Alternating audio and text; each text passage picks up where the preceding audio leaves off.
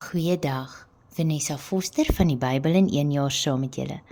Vandag lees ons saam uit Markus 11 verse 27 tot 33.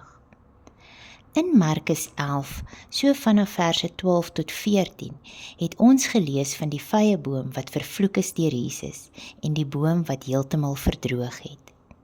En in Markus 11 verse 15 tot 17 het ons gelees van die reiniging van die tempel, waar Jesus die tafels omgegooi het en almal uitgejaag het.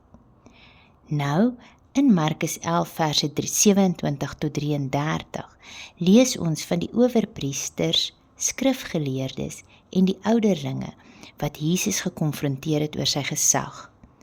Hierdie 3 groepe wat genoem word, was almal leiers in Jerusalem en manne wat gereeld in die tempel gedien het. Hulle was nie gelukkig oor Jesus se optrede die vorige dag, toe hy die mense uit die tempel gejaag het nie. En omdat hulle 'n rede gesoek het om van Jesus ontslae te raak, kom vra hulle hom met watter gesag het hy gedoen wat hy gedoen het. Nou Jesus was nie onkundig nie, en hy het geweet wat in hul harte aangaan, en daarom vra hy hulle 'n teenvraag. Verse 29 en 30 lees: Ek sal julle ook een ding vra, en antwoord julle my, dan sal ek julle vertel deur watter gesag ek hierdie dinge doen. Die doop van Johannes, was dit uit die hemel of uit mense?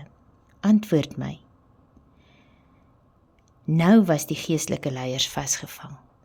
Soos 'n skaakspel was hulle in skaakmat, en hulle kon nie vorentoe of agtertoe beweeg nie. Indien hulle sou sê dat dit van God afkom, dan kon Jesus vra waarom hulle hom nie geglo het nie. Hulle kon ook nie sê dat dit van mense afkom nie, want die mense was almal van mening dat Johannes 'n profeet was. Toe vat hulle die enigste uitweg. Ek lees vers 33. En hulle antwoord en sê vir Jesus: Ons weet nie. Ons sien dan dat Jesus hulle nie direk antwoord nie, maar hy insinueer dat hulle behoort te weet waar sy gesag vandaan gekom het, en dat hulle dit nie wil erken nie. En Jesus antwoord en sê vir hulle: Dan vertel ek julle ook nie deur watter gesag ek hierdie dinge doen nie. Daar is vandag steeds baie mense wat nie wil erken dat Jesus die Seun van God, die Verlosser van die wêreld is nie.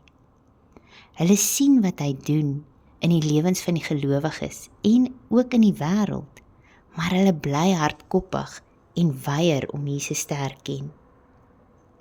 Soms moet ons net stil bly, want ons kan nie mense se harte en opinies verander nie. Ons het steeds 'n verantwoordelikheid om vir hulle te bid, dat die Heilige Gees hulle harte sal versag en dat hulle oë geopen sal word vir die waarheid.